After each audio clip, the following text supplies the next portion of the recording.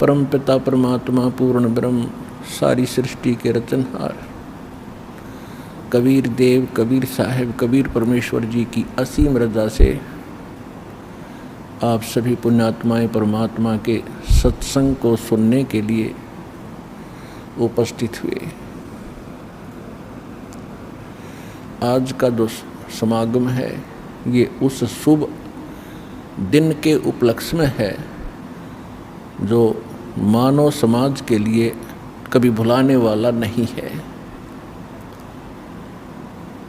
मानव समाज इसको अपने जीवन में कभी भुला नहीं पाएगा कि जिस दिन मालिक स्वयं आए और हम किस भूल में भटक रहे थे, हमने कितने जन्म बर्बाद कर दिए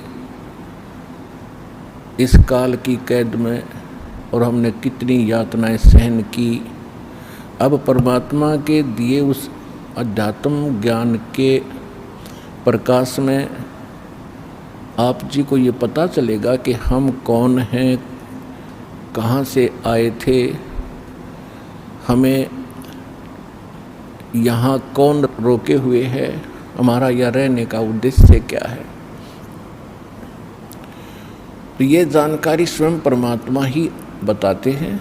परमेश्वर के अतिरिक्त कोई कितना ही विद्वान अपने आप को समझता हो और चाहे कितना मैं ऋषि मान बैठा हो और आम जीवों के लिए वो चाहे खुदा बना बैठा हो, लेकिन वास्तविकता से वो परिचित नहीं हो सकता, क्योंकि परमात्मा की रची हुई सृष्टि को परमात्मा ही बता सकता है। बाकी तो ये वैज्ञानिक भी अटकलबाजी लगा रहे हैं, परमात्मा के दिए हुए मटेरियल पर, पदार्थों पर अनुसंधान करके ही अपनी सोच अनुसार ये जो भी निष्कर्ष निकाल रहे हैं। तो ये इनकी अपनी बुद्धि के स्तर की बातें हैं, लेकिन परमात्मा से ये काफ़ी दूर हैं। तो इसी प्रकार जितने भी महापुरुष, ऋषि, महर्षि, संत हुए हैं, जिन महापुरुषों को परमात्मा स्वयं आकर मिले हैं, उन्होंने तो सत्य कहा ही कहा है, लेकिन उनकी गिनती बहुत कम थी। वो संख्या में नाम मात्र रहे हैं और काल के इस अज्ञान को फैलाने वालों की संख्या की कमी नहीं, करोड़ों और अरबों की संख्या में ये रहे हैं। तो कहने का भाव ये है कि आज आपको जो ये शुभ समागम प्राप्त हुआ है, परमेश्वर कबीर जी की असीम रजा समझ लेना आपके ऊपर। नहीं तो ये सारा संसार एक पेट के लिए, निर्वाह के लिए सुबह से लेकर शाम तक और रात्रि के समय उसी के चिंतन में सौपन आते हैं, उसी के चिंतन में सारा दिन व्यतीत करता है और जो मिलना है वही मिलता है। क्योंकि सभी, प्रत्येक मानव चाहता है कि मेरे पास बड़ी कोठी हो, जो वर्तमान में एक बहुत बड़ी भूल लगी है मानव के। उसी आधार से सभी चाहते हैं कोठी हो, कार हो, बहुत बड़ा अच्छा व्यापार हो, लेकिन नहीं बन पा रहा। उसका कारण ये है कि अध्यात्म ज्ञान से परिचित ना होने से हम ये भूल गए हैं कि जो मस्तिष्क में लिखा है वही प्राप्त होगा। और यदि हम अपनी इस ओछी सोच से, दुर्बुद्धि के कारण हम अन्य कोई तरीका अपनाएंगे, कोई चोरी करेगा, कोई मिलावट करेगा, कोई रिश्वतखोरी करेगा, तो उसका दुष्परिणाम उसको भोगना पड़ेगा और पैसा रहेगा नहीं, क्योंकि उसकी किस्मत में वो है नहीं। उसका कारण कुछ भी बनो, कोई चोरी हो जावे, कोई बालक घर का सदस्य रोगी हो जावे जिसमें लाखों रुपए लग जावे, या कोई और अन्य हानि हो करके पैसा वहीं उतना ही रहेगा जो उसके मस्तिष्क में लिखा है। और जो अन्य तरीके से, अव्यवहारिक तरीके से जो धन कमाएगा, उसके इकट्ठा करने में, संग्रह करने में जो पाप इकट्ठे हुए हैं, वो उसके पास शेष रह जाएंगे, वो पैसा नहीं रहेगा। ये आप सोच लेना। यदि इस भक्ति मार्ग पर आपने आगे चलना है, परमात्मा के विधान पर कदम पे कदम रख के चलना, फिर आप देखना आपको कितनी सफलता मिलेगी। आपका घर सुखी, आपका शरीर सुखी, आपकी सर्व मनोकामना जो जायज़ होंगी, जो भगवान उचित समझेगा, वो सब पूर्ण होंगी। ये निश्चिंत होकर इस भक्ति पर लगे रहना। आज का जो समागम है ये परमात्मा के उस प्रगट दिवस के उपलक्ष्य में है, जो परमेश्वर स्वयं सतलोक से चलकर आते हैं, सहशरीर आते हैं भगवान, और सहशरीर फिर पूरा काम अपना करके वो सहशरीर चले जाते हैं। आज तक हमें कोई ये क्लियर करने वाला नहीं था, स्पष्ट नहीं कर पाया कि परमात्मा कौन है, कैसा है, कहाँ रहता है, उसके पाने की विधि क्या है, वो कैसे मिलता है, और जो विधि बताई जा रही है उसका प्रमाण कहाँ है कि उस साधना और विधि से किसी को वो स्थान प्राप्त हुआ हो जिसकी हमें आवश्यकता है। तो ये अभी तक बहुत बड़ी पहेली बनी हुई थी, तो अब परमात्मा ने स्वयं आकर ये सुलझाई है। वैसे तो परमात्मा परमेश्वर कबीर जी चारों युगों में आते हैं। सतयुग में सत सुकृत कह टेरा, त्रेता नाम मुनींदर मेरा, द्वापर में करुणा में कहाया, कलयुग नाम कबीर दराया। चारों युग में संत पुकारे, और कूक कहा हम हेल रे, हीरे माणक मोती बरसे, ये जग चुगता ढेल रे। परमेश्वर कबीर जी बता रहे हैं कि मैं चारों युगों में आया हूँ। सतयुग के अंदर मेरा सत्सुकृत नाम प्रसिद्ध रहा। त्रेता में मुनिंद्र ऋषि के नाम से परमात्मा कबीर जी प्रसिद्ध रहे पूरे युग में। द्वापर में उनका करुणा में नाम रहा, और कलयुग में उस परमात्मा का वास्तविक जो नाम है कबीर साहब, कबीर देव, अल्लाहु अकबर, ये पूरे कलयुग में यही रहेगा। वैसे प्रत्येक युग में परमात्मा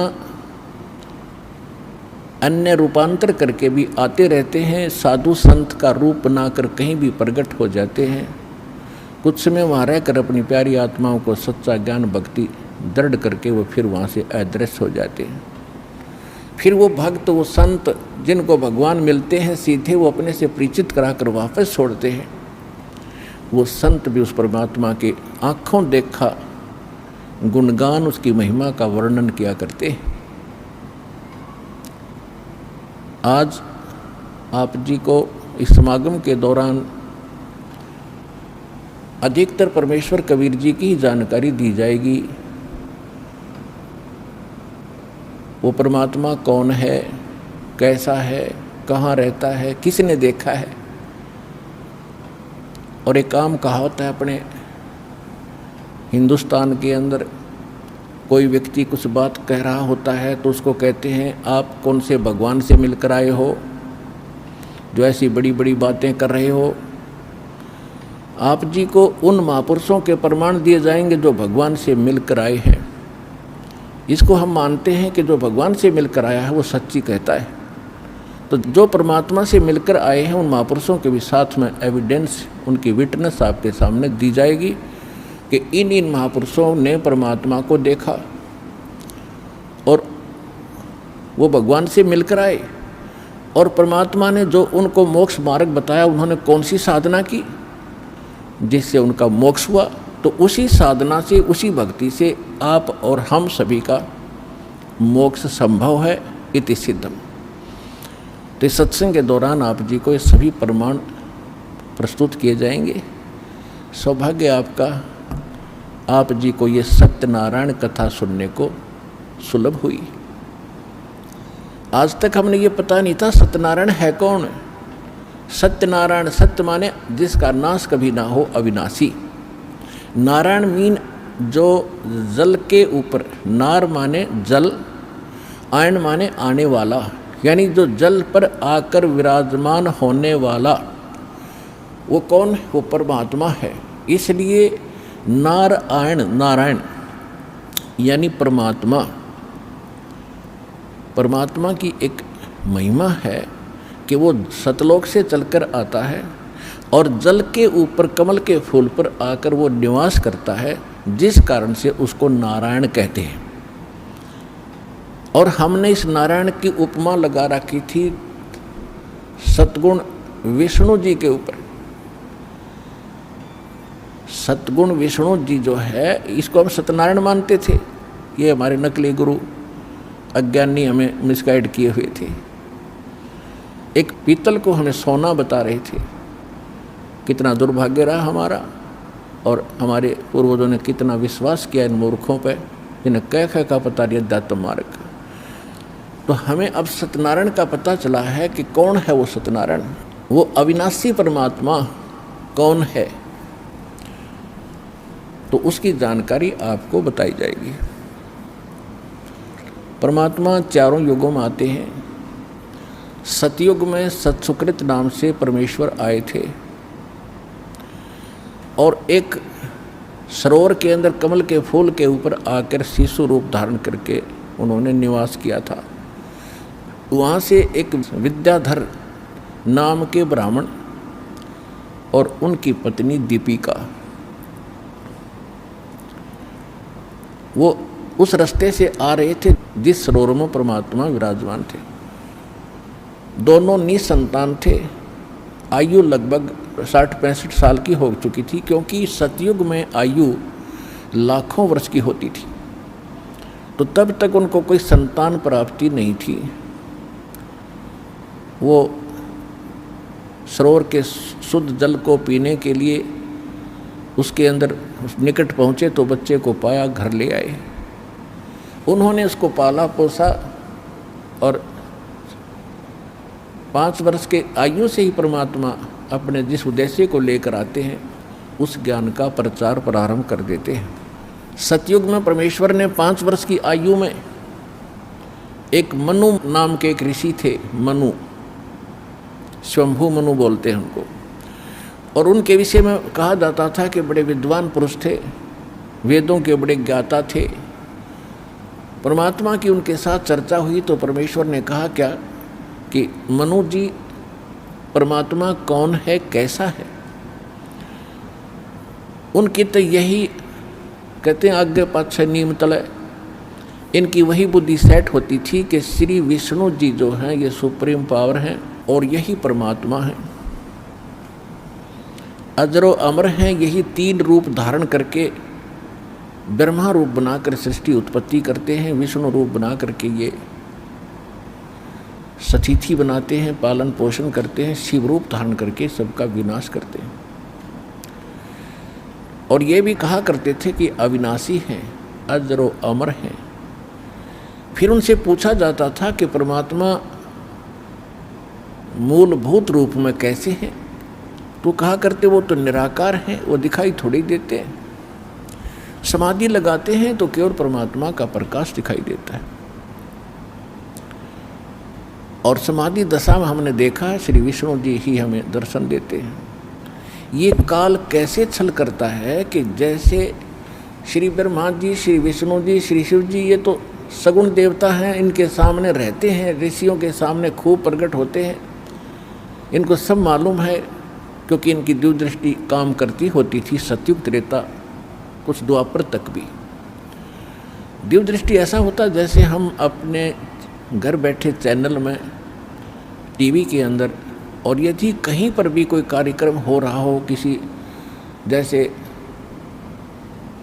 पार्लियामेंट के अंदर कोई सेशन चलता है तो मीडिया वाले डायरेक्ट दिखा देते हैं, तो हम घर बैठे देख लेते। ऐसे उनकी दिव्य दृष्टि होती थी, उन भगवानों को वहाँ बैठा भी देख लेते थे, कहाँ क्या कार्य कर रहे हैं, कैसे रह रहे हैं। वो सामने भी होते थे। जब समाधि ये लगाने की चेष्टा करते थे तो ये काल क्या करता है, किसी को तो विष्णु जी के रूप में दर्शन दे देता है, तो विष्णु का पुजारी हो जाता है, गुण गाता फिरता है कि हमने जान दिया, देख लिया, ये अपने आप को छुपाए हुए हैं श्री विष्णु जी, जो सगुण देवता है 3 देवताओं में से। ये सर्वशक्तिमान है, सर्वेश्वर है। हमने समाधि दशा में इसके दर्शन हुए। किसी को ब्रह्मा जी के रूप में दर्शन दे देता है, वो ब्रह्मा के गुण गाता है, ब्रह्मा सर्वशक्तिमान है, ये सब के मालिक है, सतिथि उत्पत्ति संहार यही करते हैं। किसी को शंकर के रूप में दर्शन दे देता जब ये समाधि के डले ढोते। इस प्रकार इनको भ्रमित ज्ञान प्राप्त रहा है। तो परमात्मा कहा करते थे, क्या आप वेदों को मानते हैं? अरे वाह, वेदों को कौन नहीं मानेगा, मनु जी का उत्तर होता था। तो परमात्मा उनको कहा करते थे कि ऋग्वेद मंडल नंबर 9 और सूक्त 86 मंत्र 26-27 में देखिएगा, वो परमात्मा सतलोक में रहता है, वहाँ से सह शरीर आता, चल कर आता, अच्छी आत्माओं को मिलता है। लेकिन कहते हैं राज तुजना सहज है, सहज त्रिया का ने, मान बढ़ाई ईर्षा दुर्लभ तजना ये। राज्य भी त्याग सकता है इंसान और अपनी स्त्री का मोह भी त्याग सकता है, लेकिन मान बढ़ाई और ईर्षा को नहीं छोड़ सकता। और मान बढ़ाई ईर्षा छोड़े बिना भगवान नहीं मिल सकते। तो इन ऋषियों के सामने ये 8 अड़गी मान बढ़ाई की हम ब्राह्मण, हम विद्वान पुरुष, सर्वश्रेष्ठ मानव, और ये क्या जाने कल का बच्चा। लेकिन उस समय परमात्मा भी ब्राह्मण ही कहलाते थे, क्योंकि ब्राह्मण के घर प्रवेश हो रही थी और ब्राह्मणों की बात उस समय सुनी जाती थी, अन्य की तो कोई सुनता ही नहीं था। तो ये कहकर टाल देते थे कि ये विद्याधर का बालक मूर्ख है, ये पता नहीं कौन इसके कमबख्त पैदा हो गया है, इसकी बातें मत सुनो, ये तो ऊट पटांग बकवास करता है, सारी उल्टी बातें करता है और खुद को ये भगवान कहता है। और परमात्मा कहा करते, जो उसमें कबीर देव लिखा है ना तुम्हारे वेदों में, वो कबीर देव मैं ही हूँ। लेकिन ये उनका गले बात उतरी नहीं और परमेश्वर को वामदेव कहने लगे। वामदेव, वामदेव का अर्थ होता है उल्टा ज्ञान देने वाला देवता। वाम माने उल्टा, जैसे दाएं हाथ को कहते हैं हम सुल्टा हाथ और बाएं हाथ को कहते हैं उल्टा, बामा। तो ऐसे उन्होंने उसका वामदेव माने उल्टा अर्थ लगाने वाला, उल्टा ज्ञान बताने वाला वामदेव नाम पक गया मालिक का सत सुकृत के स्थान पर, जबकि उल्टा ज्ञान स्वयं दे रहे थे और परमात्मा सत्य कह रहे थे उसके बारे में। ये ऐसा अपना मन गढ़ंत कहानियाँ बनाकर मालिक की बात मानी नहीं। फिर भी परमात्मा उनको लज्जित बहुत करते थे, शर्मिंदा बहुत करते थे, सभा में खड़े हो जाते थे कि झूठ बोल रहे हो पंडित आप, ऋषि जी आप गलत बोल रहे हैं। परमात्मा वेदों में कोई और लिखा है, उस नर आकार लिखा है, मनुष्यवत लिखा है।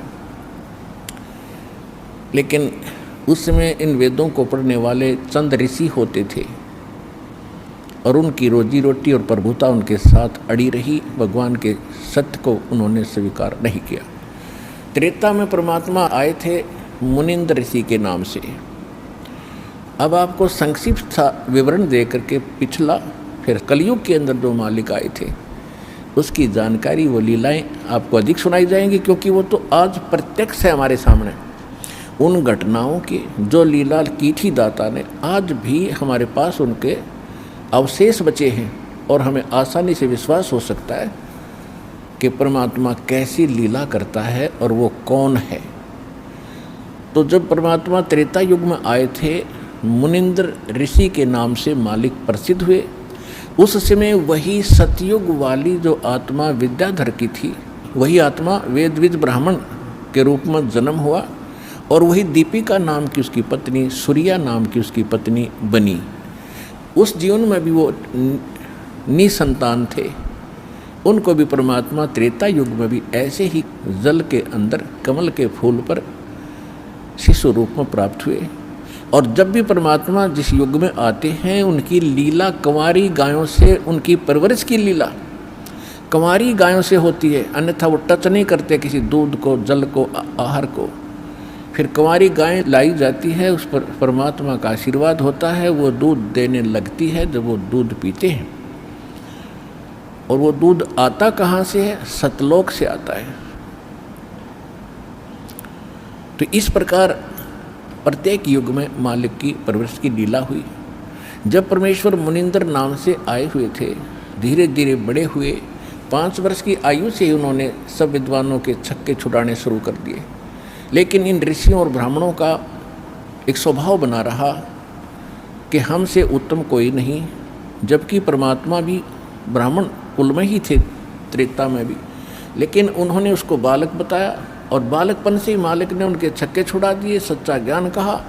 तो सभी को ये कहने लगे ये बालक तो मूर्ख है, इसको पता ही नहीं, अभी कोई इसने शिक्षा प्राप्त की नहीं है, ये अभी ऐसे उठपटांग बकवास कर रहा है। जिस कारण से अन्य ब्राह्मणों ने भी उसको अनदेखा कर दिया।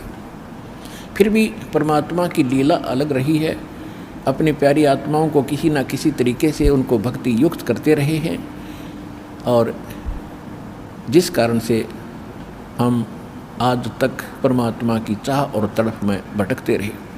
ये उस परमात्मा की देन रही, नहीं तो काल चाहता है कि ये नास्तिक हो जाए, भक्ति में इनकी रुचि रहे नहीं। ऐसे भक्ति, ऐसा ज्ञान और ऐसा समाधान बता दिया जाता है कि भक्ति करते करते भी हानियाँ होती रहेंगी, कुछ दिनों के बाद सब नास्तिक हो जाएंगे। लेकिन सतयुग त्रेता द्वापर में पुण्यकर्मी प्राणी जन्म लेते हैं, वो चाहे कुछ भी साधना कर रहे हैं, किसी भी देव की कर रहे हैं, लेकिन उनके पुण्य मिल रहे होते हैं प्रारब्ध के, और वो मान बैठते हैं कि हम जो पूजाएं कर रहे हैं इससे हमें लाभ हो रहा है, या भूल लगी रही अभी तक। अब कलयुग में आके वो बात स्पष्ट होनी थी, क्योंकि हमारे पुण्य तो समाप्त हो लिए, जो विशेष पुण्य थे वो समाप्त हो गए, बहुत कम शेष बचे। और अब हम साधना भी करते हैं और हानि ज्यों की तो हो रही है, और उन्हीं देवताओं को पूज रहे हैं जो परंपरागत हमारे पूर्वज पूजते आए। आज हमारी दुर्गति शुरू होगी उन्हीं साधनाओं को करते करते। फिर हम कहीं और दौड़ते हैं और भागते हैं, किसी संत के पास जाते हैं। तो इससे सिद्ध हुआ कि जो साधना आपकी परंपरागत थी वो नकली थी, यूजलेस थी, आपको कोई लाभ दे नहीं रही थी, और फिर भी कर रहे थे, क्योंकि पहले पुण्यात्माएं थी, उनकी पुकार सुनते थे, क्योंकि उनके प्रारब्ध में, पुण्यों में वो लिखा होता था, उसको दे देते थे। वो मान लेते थे कि हम जो पूजा जिस देव इष्ट की कर रहे हैं, चाहे कोई समाधि पूज रहे हैं, उसने हमें लाभ दे दिया। और अब कलयुग में मालिक को पता था कि ये भी समस्या हल हो जाएगी, ये पूज पाज के छक लेंगे और कोई लाभ होगा नहीं, फिर ये भटकते फिरेंगे और ठग लेंगे सब संत इनको। तब मेरा दास जाएगा, 5505 जो वर्ष बीत जाएंगे कलयुग का, सबको सुख देगा, पहचान बता देगा हु इज गॉड, और क्या करता है भगवान, ये सुख देता है भगवान जिसको हम भूल चुके थे।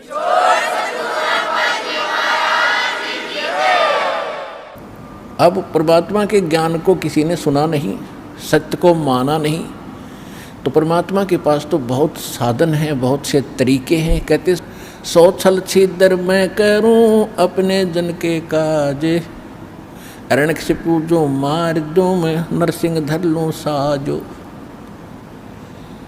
अब परमात्मा तो परिपूर्ण होते हैं अपनी भक्ति, अपनी शक्ति से।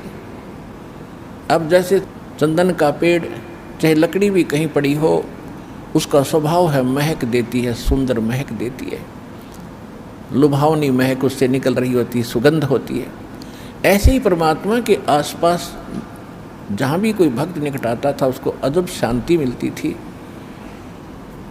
तो परमेश्वर सत्संग क्या करते थे, लोग सत्संग को पसंद नहीं करते थे, क्योंकि परमात्मा पहले वाले ज्ञान से हटकर ज्ञान देते थे।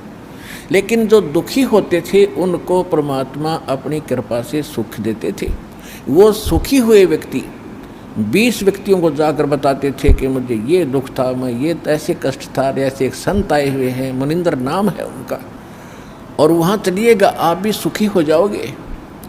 ऐसे हजारों की संख्या में परमात्मा से इस लाभ को प्राप्त करके बड़े सुखी हुए। उन्होंने जगह जगह जा कर के परमात्मा की महिमा बताई कि मुनिंदर नाम के ऋषि स्वयं परमात्मा आए हैं, स्वयं भगवान आए हैं। पुण्यात्माओं, जब तक हमें समय पर रोटी मिल रही है, कपड़ा मिल रहा है, समय पर कपड़ा मिल रहा है, समय पर रोटी मिल रही है, सामने गुट्टी मिल रही है शराब की, और कार और कोठी मिल रही है, हमने ज़रूरत नहीं भगवान की कति। और जब ये सुविधाएं भी उपलब्ध हों और कोई घर में कष्ट आ जावे, शरीर में कोई दुख हो जाता है, फिर इस जीव को नानी याद आ जाती है। इसको कुछ भी दिखाई नहीं देता, अपनी जान दिखाई देती है। तो ऐसे व्यक्ति वहाँ आने लगे परमात्मा के पास और वहाँ से सुख होने लगा। फिर उनको कुछ भी दिखाई नहीं देता था मुनिंद्र जी के अतिरिक्त उस पृथ्वी पर। तो ऐसे लोग परमात्मा के साथ जुड़े थे। बाकी जो विद्वान पाक रहे थे, जिनको समय पर ठीक आहार मिल रहा था, तो वो मालिक से दूर रहे, उनका दुर्भाग्य था। तो यहाँ परमात्मा कहा करते अपनी अमृतवाणी में, जो प्रत्येक युग में आकर ये बोलते हैं, कबीर सुख के माथे पत्थर पड़ो, जो नाम हृदय से जावे, बलिहारी उस दुख के जो पल पल नाम रटाए। परमेश्वर कहते हैं कि आग लगाए से सुख के जो भगवान से दूर करे। हे परमात्मा, वो दुख भी भला जिससे मालिक की तड़फ बनी, परमात्मा की चाह बनी, उसकी याद बनी रही। अब जैसे कोई सुखी व्यक्ति है, अब सुखी भी भक्ति से जुड़ता है तो बहुत ही पुण्यकर्मी प्राणी है, वो तो बहुत पुण्यकर्मी प्राणी है। लेकिन वो सुखी जो जुड़ा है वो डगमग हो सकता है, वो विचलित हो सकता है कभी। और जो दुख में आकर यहाँ जुड़ेंगे और उनको मालिक सुख देगा, क्योंकि आज तक आप सब जगह घूम फिर लिए, ऐसा समय सेलेक्ट किया दाता ने, क्योंकि संतों का बोलबाला सैकड़ों वर्ष से है। राधा स्वामी पंथ लगभग 100-150 वर्ष पहले से चला हुआ, और इसकी तो पता नहीं कितनी ब्रांचें हैं, और इनके पास सब भटक के, लुट के, पट के और सर्वनाश करा के अब यहाँ आ रहे। तो अब बहुत उस पर दया होगी जो पहले भटक लिया। और यहाँ आने के बाद, क्योंकि परमात्मा ने सुख तो देने ही अपने हिसाब से देना है। कैसे देना है? जैसे कोई ताता चल देख लेता हूँ, आराम होगा तो ठीक से, नहीं तो नहीं, तो उसको फिर ऐसा ही मिलेगा राहत। और जो कति सच्चे दिल से समर्पित होकर के भी कहीं मुझे तो ठिकाना रहा नहीं, और फिर रोए मालिक के चरणों में, प्रतिदिन देखना उसको कितना सुख मिलेगा। तो परमात्मा से लाभ लेने का हमने एक तरीका बता रखा है, उस तरह आपने समर्पित होना पड़ेगा। और फिर देखना सपने में भी किसी अन्य इष्ट या संत के प्रति आपका भाव न जावे, इस परमात्मा के अतिरिक्त, इस दास के अतिरिक्त, और फिर देखना मालिक का लाभ।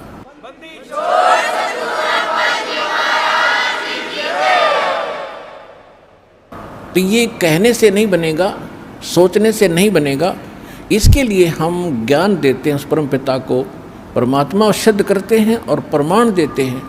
वो प्रमाण आपको चारों तरफ से बाध्य कर देंगे कि पृथ्वी पर ना कोई और भगवान है और ना ही ऐसा पृथ्वी पर ज्ञान है। और फिर समाधान, ऐसे प्रमाणित मंत्र जिन महापुरुषों का मोक्ष हुआ उन्होंने यही जाप किया। तो इन सब से फिर आपका भावना अपने आप बनेगी, निसंशय हो जाओगे, डाउटलेस हो जाओगे। फिर अपने पृथ्वी पर कुछ दिखाई नहीं देगा। और फिर देखना भगवान के हाथ रोजाना लाभ देना, सपने में भी सुख देगा, जागृत का तो कहना ही क्या। तो ये ऐसा परमात्मा है।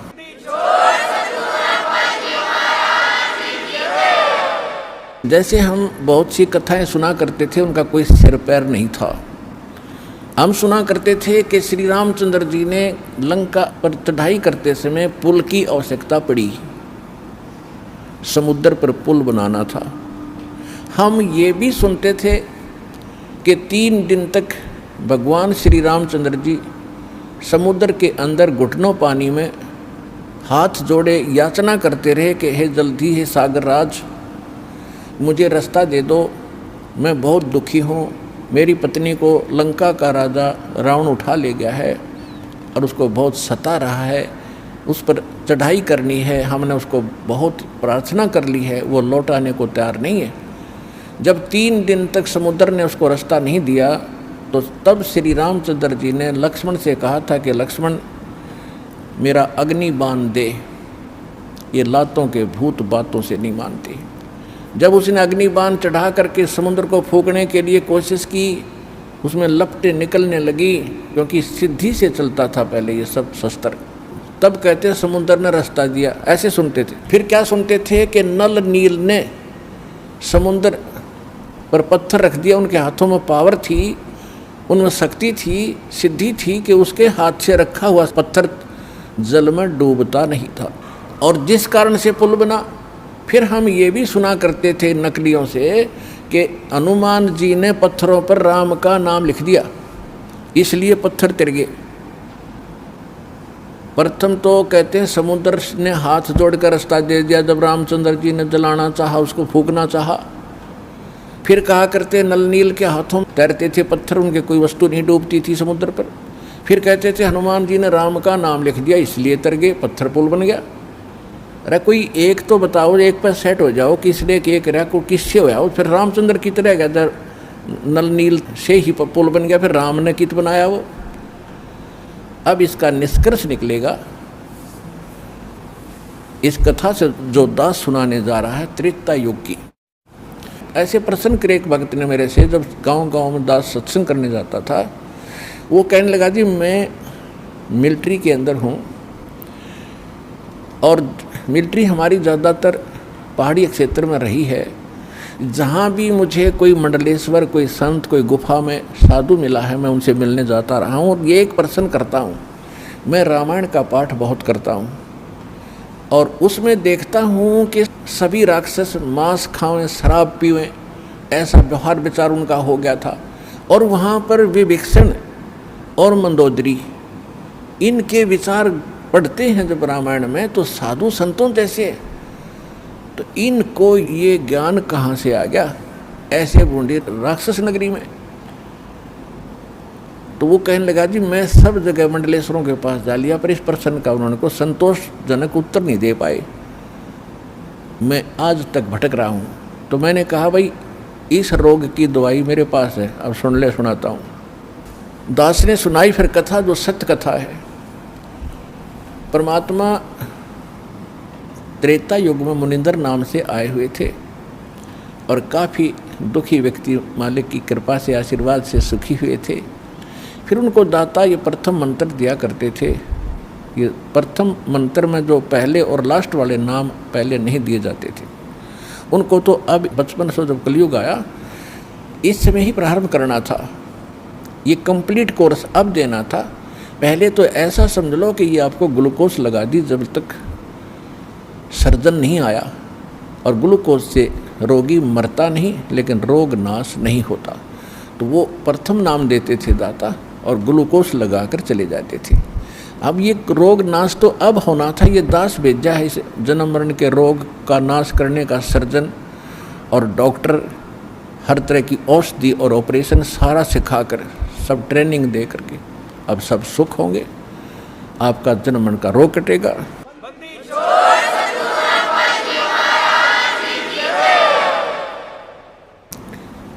एक समय परमात्मा एक दरिया के किनारे सत्संग कर रहे थे। दरिया के किनारे ही उनका एक झोपड़ा था, कुटिया थी, वहाँ सत्संग किया करते थे। वहाँ हजारों की संख्या में इधर उधर से भक्त आकर के सत्संग सुनते थे, जो निर्धारित समय किया जाता था, महीने में, 2 महीने में, 6 महीने में। तो ऐसे ही एक नल और नील नाम के दोनों आपस में, ये मौसी के बेटे थे, यानी इनकी माताएं सगी बहन थी, और ये किसी देव प्रकोप से दोनों के दोनों मानसिक रोग से पीड़ित थे। शरीर में भी बहुत पीड़ा रहती थी, जिसकी उपचार के लिए वेदों के अतिरिक्त साधु संतों से भी आशीर्वाद प्राप्त इन्होंने खूब किए थे। और सभी ऋषि महर्षियों ने उनको बता दिया था कि नल और नील, बेटा ये तुम्हारे प्रारब्ध में, यानी तुम्हारी किस्मत में अंकित है ये कष्ट, और इसको बेटा आपने भोगना ही पड़ेगा, कोई विकल्प नहीं। अब बेशक से आत्मा को कोई कितना ही ऐसे संतोष दिलाए कि ऐसा ही होता है, लेकिन इसको मालूम है कि परमात्मा कोई ऐसी पावर है, ऐसी शक्ति है कि वो सब दुख दूर कर सकता है। परमात्मा के गुणों में हम खूब सुनते और सुनाते रहते हैं, इसलिए आत्मा संतोष नहीं पाता है। दुखी व्यक्ति फिर कहीं ना कहीं और किसी से सुनकर भी जाता है। जब वो कति थक लिए थे, दोनों अंतिम फाइनल फैसला मान चुके थे कि अब कहीं ठिकाना नहीं रहा, हमें तो ये तड़प के मरना ही शेष बचा है, और लंबी आयु होती थी। किसी ने उनको बता दिया कि आप चलिएगा, ऋषि मुनिंद्र जी के पास और नल नील आपका रोग ठीक हो जाएगा। उनको अविश्वास रहा कि नहीं, हमने बड़े बड़े ऋषि देख लिए हैं, ये तो पहली बार नाम सुना है हमने आपसे, कोई मुनिंद्र नाम का ऋषि कहीं पर है। तो 1 से 2 से 3 से जब ये बात सुनी, उनका भाग्य उदय हुआ। उनके कहने से वो चले गए कि चलते हैं भाई, और तो कहीं हमने ठिकाना मिला नहीं। तो जब वो वहाँ आए, मालिक को पता था कि अब निशाने चोट लगानी पड़ेगी, क्योंकि ये सब जगह थक लिए हैं और कोई इनने ऋषि महर्षि मंडलेश्वर भूत झाड़े लगाने वाला कोई छोड़ा नहीं है। अब इनको कुछ रिजल्ट दूंगा तो ये बच्चे मेरे पास टिक जाएंगे आसानी से। जो ही नल नील ने जब सत्संग शुरू होने से पहले सत्संग परमात्मा बैठ जाते थे, सत्संग सुनाते थे। सत्संग तो वो सुन ही नहीं सकते थे क्योंकि उनकी तो ऐसे बेचैनी रहती थी। और जो ही मालिक के पास आए, दोनों चरणों में मत्था टेका और परमात्मा ने दोनों के सिर पे हाथ आशीर्वाद भरा रखा, उनका तुरंत रोग छूमंतर हो गया और ऐसे हो गए जैसे कभी पीड़ा थी ही नहीं किसी प्रकार की। अब दोनों की आंखों में आंसू आ गए, चरणों में लिपट गए और कहा, हे परमात्मा, हम तो बहुत जगह कष्ट उठा चुके थे, हमने पृथ्वी पर कोई, जहाँ तक हमारी पहुँच थी, हमने कोई ऋषि महात्मा नहीं छोड़ा। हे परमात्मा, हमारे ऊपर बहुत बड़ा कहर था, बड़ा कष्ट था, आपकी कृपा से हम स्वस्थ हो गए, आप स्वयं परमात्मा आए हो। फिर उन्होंने सत्संग सुना। परमात्मा ने कहा, बेटा ये तो एक अस्थायी लाभ है, अभी तो और भी आपके भाग्य में और आपके संचित पाप कर्मों का ढेर लगा पड़ा है, उसके लिए भी औषधि बताऊंगा, वो मंत्र दीक्षा आपको दूंगा, आप वो लीजिएगा। पहले सत्संग सुनिएगा। फिर सत्संग सुना, दीक्षा ली, फिर गुण गाने लगे भगवान के, जो भी मेरा उसी से कहें कि भगवान आए हैं, मुनिंद्र नहीं ये परमात्मा आए हैं, आप चलो। फिर उनकी कोई नहीं माने क्योंकि लोग सुखी थे, केवल दुख ही मानता है। तो कुछ दिनों के बाद क्या हुआ कि जैसे आप यहाँ देखते हो, उसका चित्रार्थ सारा ही आप देख सकते हो दृश्य। यहाँ पर आप देखते हो 80% भक्त दुखी आते हैं, काल के पीड़े हुए आते हैं, कर्मों के पीटे हुए आते हैं और क्या हालत में आते हैं। कोई स्ट्रेचर पर आता है, किसी को कैंसर है। आत्मा हमारी मानती है कि परमात्मा, अज्ञानता में आपके बच्चे कितना कष्ट पा गए, पहले इन्होंने गलतियां की, पाप इकट्ठे किए, अब काल ने इनके सिर पर रख दिया कि इनको भोगो।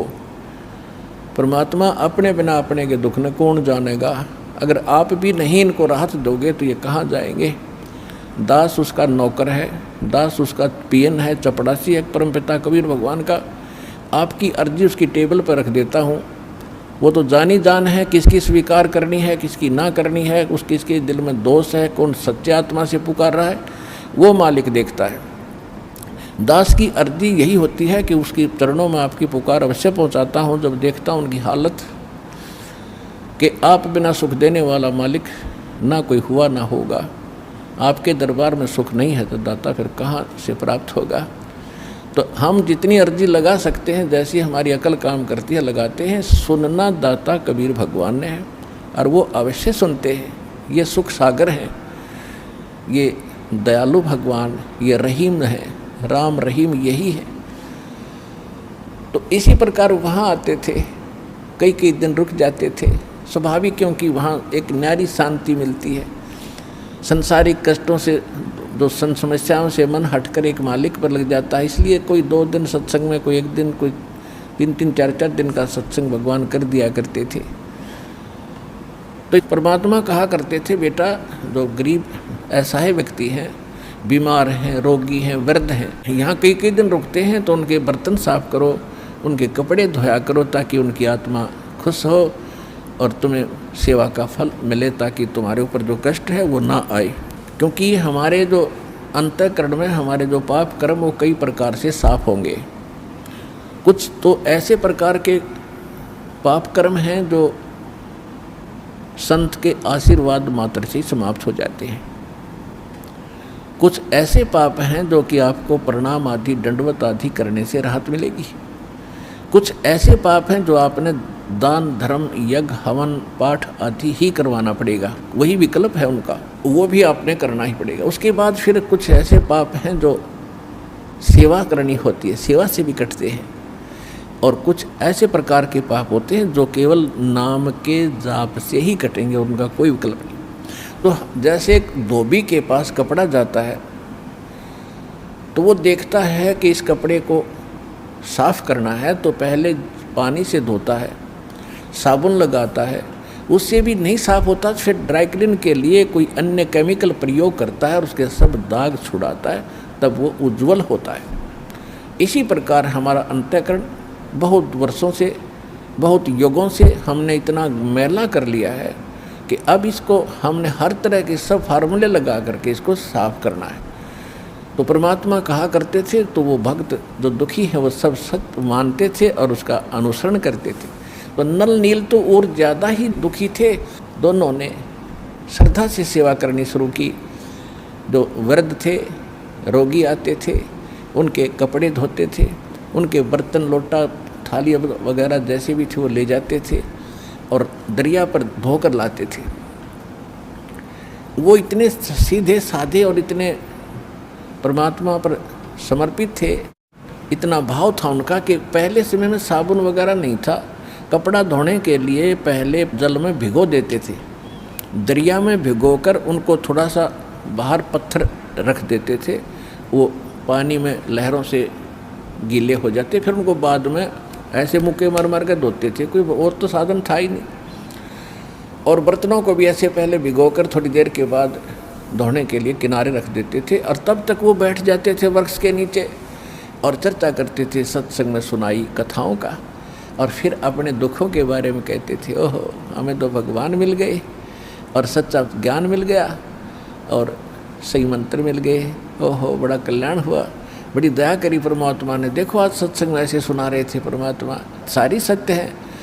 ऐसे वो काफ़ी देर तक चर्चा करते थे। फिर उनको याद आता था कि हमने कुछ सेवा भी करनी है, तब तक किसी का कोई कटोरा बह जाता, किसी का कोई कपड़ा खिसक जाता लहरों में, तो उन्हें पता नहीं लगता, वो धो धाकर जितने थे शेष ठा के लाकर सबके रख देते। कहने का भाव ये है, किसी का कटोरा कम, किसी का गिलास गुम हो गया, किसी का धोती, किसी का कुर्ता नहीं पाया, तो सभी दिक्कत मानते थे, दुखी होते थे कि नलनील आप ये कमीज नहीं मिला, मेरा कटोरा नहीं मिल रहा, मुझे गिलास नहीं मिला। तो 2-4 बार उन्होंने कहा ऐसे हुआ, तो उन्होंने गुरुदेव जी के पास पर प्रार्थना की कि महाराज ऐसे ऐसे हम दुखी हो लिए और ये आपके भक्त, श्रद्धा तो बहुत है, लेकिन जो दूसरे सेवादार थे वो बताया करते थे कि ये तो वृक्ष के नीचे बैठ जाते हैं और भिगो कर बर्तनों और कपड़ों को ये बहुत देर में ध्यान देते हैं, वो बह जाते हैं, ये ध्यान नहीं देते। तो परमात्मा ने कहा बेटा ध्यान रखा करो। तो अच्छा जी ध्यान रखेंगे। फिर वैसे ही हो जाती है कि कुछ दुखों का दुखी किया हुआ प्राणी जो होता है उसका कुछ ऐसा वो स्वभाव सा बना हुआ था, भोले भाला, उनका दिमाग कंडम सा हो गया था, उस समय भी वो ज़्यादा ही भोले टाइप के ही थे। तो फिर ऐसे ही हो गया। तो फिर शिकायत हुई तो परमात्मा ने कहा बेटा इनकी आत्मा दुख पाती है, सेवा भी करते हो फिर उतना दुखी कर रहे हो, तो आप ये सेवा ना करो, क्योंकि आपका स्वभाव में ऐसा हो गया है। तो वो रोने लग जाते, उनको डर लगता कहीं फिर वो दुख ना आ जाए हमारे ऊपर जिस परमात्मा ने आज्ञा दे रखी है। और आज तो ये शायद गुस्से में कह रहे होंगे, फिर रोने लग गए, परमात्मा हमसे सेवा ना छीनो दाता, हमसे सेवा ना छीनो। उनको डर ये था कि कहीं फिर से ना वो कर टूट जाए जो पहले हम दुख पा रहे थे, बुरी तरह रोने लगे। तो परमात्मा ने सोचा भी इनकी श्रद्धा भी बनी रहनी चाहिए, तो परमात्मा ने आशीर्वाद दे दिया कि बेटा जो करो सेवा, आज से तुम्हें आशीर्वाद दे दिया है कि तुम्हारे हाथ से चाहे तुम लोहा भी रख देना, और तो छोड़ो पत्थर, ये तो कुछ हो, चाहे पत्थर भी रख देना बेटा, जल में नहीं डूबेगा। तो वो दोनों जाकर फिर देखने लगे। उन्होंने पत्थर उठा कर रखा, सबसे पहले वन्यों का पत्थर खड़ा रहा, जहाँ रखा था वहीं टच से मस नहीं हुआ। उन्होंने उठाया तो हटा, तो और देखने लग गए भगत, एक बार फिर रखिए वही नल नील, उन दोनों ने फिर रखा, उसके ऊपर खड़े हो गए पानी में, और तब भी नहीं नीचे को गया। तो सब जगह होने लगी भाई नल नील में तो बहुत भगवान ने शक्ति दे दी। तो इस प्रकार फिर वो क्या करते थे, जो भी कपड़ा जहाँ रख दिया पानी में, जिस सतर में डबो कर रख दिया तो वही रहा वो। चाहे उसमें कांसी के थाली बेले होते थे, कांसी धातु के, और कांसी तो अमूमन डूबती है पानी में, तो वो भी रख दिया तो वो भी नहीं डूबा। तो इस प्रकार ये जो उनको शक्ति प्राप्त हुई थी, कबीर परमेश्वर उर्फ मुनिंद्र जी की रजा से वो शक्ति, वो सिद्धि प्राप्त थी, जिस कारण से समुद्र पर वो पत्थर नहीं डूबते थे। अब प्रश्न दूसरा उनका ये था कि श्रीलंका में जहाँ राक्षसों का पूरा ग्रुप था और मंदोदरी और विभीषण, इनके पास ऐसा ज्ञान कहाँ से आ गया? वो इतना समझा रही अपने पति को कि ऐसा ना करो, ऐसा हो जाएगा, ये ऐसी है, ये आम वर्ष औरत नहीं है, ये भगवान की पत्नी है, और रावण मान नहीं रहा। तो इसका उत्तर अब आपको देते हैं। परमेश्वर जब कबीर जी मुनिंदर नाम से त्रेता में आए हुए थे, इनका अपना विधान है, गोता मारूं स्वर्ग में और जा बैठूं पाताले, गरीबदास ढूंढता फिरूं अपने हीरे मोती लाले। अब 100 साल छिदर मैं करूं अपने जन के काज, अरणक से पूजो मार दूं मैं नरसिंह धर लूं साज, न जाने के रूप बना लूं अपने बच्चे के लिए। तो परमात्मा एक साधु ऋषि रूप में थे ही, श्रीलंका में पहुंच गए और वहाँ पर एक चंद्र विजय नाम का एक भाट था, भाट, और उसके परिवार में पुत्र पुत्री, पुत्र वधू, पत्नी, कुल मिलाकर 16 सदस्य थे। और जो चंद्र विजय भाट था वो रावण के पास जाता था। ये भाट लोग क्या करते थे कि अपनी रोजी रोटी के लिए राजाओं के पास जाते थे, राजा लोगों का वो मनोरंजन कराते थे, रिक्रिएशन कराते थे, ऐसे उनके गुण गाते थे, आप राजाधिराज हो, आपके राज में सब सुखी हैं, आपका बड़ा गुणगान हो रहा है, आप बड़े महापुरुष हो, और कुछ चुटकुले आदि सुना कर उनको प्रसन्न रखते थे, गाने गुने गाते थे, गीत सुनाते थे, और राजा लोग उनको उसके प्रतिफल में कुछ इनाम देते थे। इसी प्रकार उसकी पत्नी का नाम था करमवती, और वो मंदोदरी रानी के पास जाती थी, रानी का मनोरंजन कराती थी, ऐसे बुढ़ी अच्छी कहानी कथा सुना कर, अश्लील बातें सुनाकर रानी को खुश रखती थी। रानी उसको इनाम दे देती थी मंदोदरी। इस तरह उनका गुजारा निर्वाह चल रहा था। एक दिन परमात्मा उस चंद्र विजय भाट के घर से थोड़ी सी दूरी पर, पहले जंगल बहुत होते थे, यानी वन बहुत होते थे, और वनों में ही कहीं कहीं झोंपड़ी सी सबकी अलग अलग होती थी।